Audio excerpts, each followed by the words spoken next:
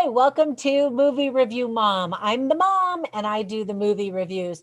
And today, the movie I'm reviewing is called Wrath of Man. This movie is currently only available in select theaters, and I wasn't given any information as to when it's going to be available on streaming.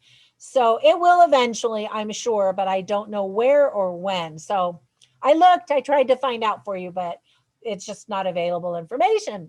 So the movie is rated R. It's an hour and 59 minutes. I'm going to give you my movie review mom grade toward the end of my review. So first, I'm going to give you an overview in a nutshell, and then I'll point out things I liked and didn't like, as well as offer tips for parents and themes worth talking about, and even some recommendations for other movies that I think you might also like. All right, let's dive in. So, in a nutshell, director Guy Ritchie brings us a dark action thriller about a cold and mysterious character who works at a cash truck company responsible for moving hundreds of millions of dollars around Los Angeles each week. It's not the typical Guy Ritchie movie, but it is an English language remake or a reimagining of the 2004 French film Convoyeur. I don't know how to pronounce that. Cash truck. If you need a dose of blood soaked adrenaline, here you go. So, here's the list of things that I liked about the movie. First of all, I always get a kick out of anti hero Jason Statham. He plays his usual character, but he always does a good job. He's kind of like a Liam Neeson character where you kind of know what you're going to get and you like it, even though it's just kind of the same thing, new plot, maybe some new side characters. One of his older movies that shows a softer side of his typical greedy characters is one I recently watched called Redemption. So check that out. I mean, don't get me wrong, he's still tough and kicks butt and that kind of stuff, but it offered a softer version than I had seen before. Anyway, I also really enjoy seeing Scott Eastwood in movies. I just like him. He's just a likable guy and I want him to do well, probably because I love Clint Eastwood, who has to be a proud papa.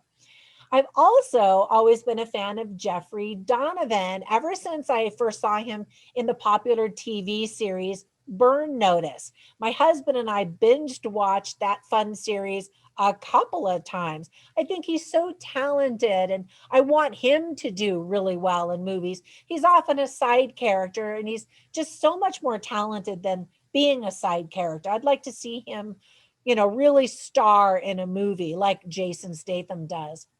And then I haven't seen Josh Hartnett in quite a while, so I enjoyed seeing him again.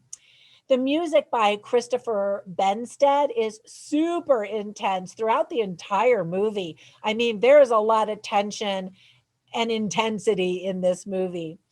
This is the very first time that we see a movie poster that features the new print logo for MGM. MGM rebranded the image in March 2021, just a couple of months ago, without the famous Leo the lion. Now, I live in Las Vegas and we've got the massive MGM hotel and casino, and it has also been kind of rebranded and changed up over the years. At one point, they actually had a theme park on the property, and then they had lions that you could see on the property, and they don't anymore. And I kind of feel like that's sad. If you're a fan of Circle singer Post Malone, you get to see him in the flick getting gunned down by Jason Statham.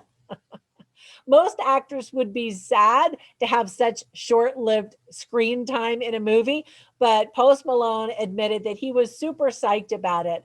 So there's that. And then my husband actually knew a guy who tried to rob a Brinks truck, a money truck many years ago. And of course, he ended up in jail. No big surprise there. But I'm just always amazed that people would have the guts to do that. And you see a lot of that in this movie. Now, there were some things that I didn't like or just thought could have been handled differently. First of all, the opening credits show artistic images from the Bible with a title like Wrath of Man, I thought that there would be more biblical tie ins and other imagery, especially after seeing those images at the beginning of the movie. But the story just never really ties all that together clearly. And it seemed like it just kind of dropped that aspect of the movie, which I thought was odd. There are some really good camera shots in the movie, but it's not nearly as good as the usual, very stylish Guy Ritchie movies.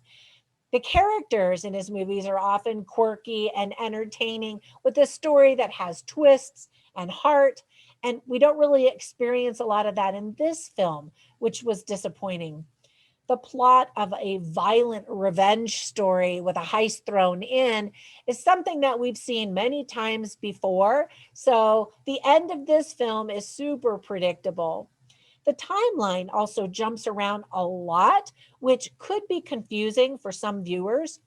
Also, some of the dialogue is just exhausting and dumb. What's worse is that it makes really good actors sound bad. We see the same scene over and over again, each time with added information in the story, which is an interesting technique, but it also loses its impact after multiple viewings. You're kind of like, yeah, yeah, yeah, we saw that. Let's move on. Act three consists of lots of mind numbing shooting and shooting and shooting. And even the action and the shooting aren't anything we really haven't seen before. So you're kind of like, yeah, okay, we get it, we get it. And then what's up with Andy Garcia only showing up as brief cameos in movies lately? I mean, it's a quick paycheck, I know, but I haven't really seen him star in a movie in a long time. Ultimately, this movie is easily forgettable. It's good, it's enjoyable when you're watching it, but I don't know that it's worth a second watch necessarily.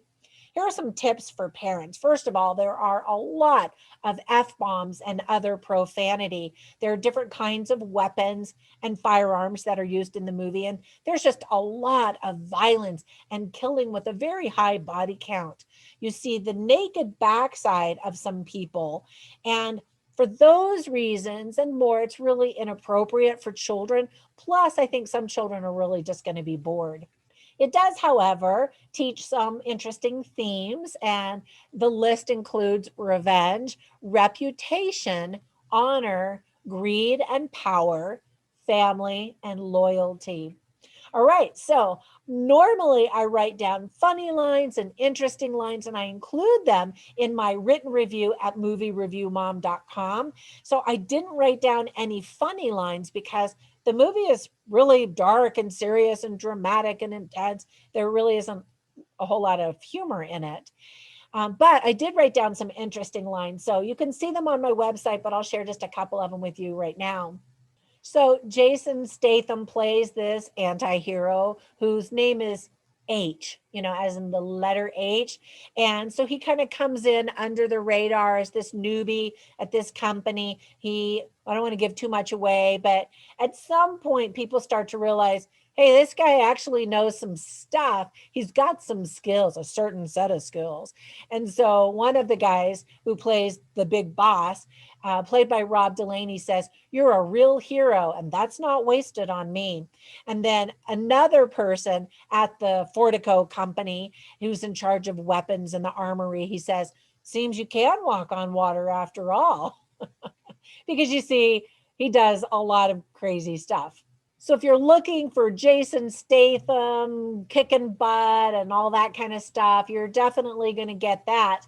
But if you're looking for a little bit more charm or a new type of a story or even new stunts that we haven't seen before, you'll be a little bit disappointed. So ultimately, the movie review mom score that I'm giving the movie is a C.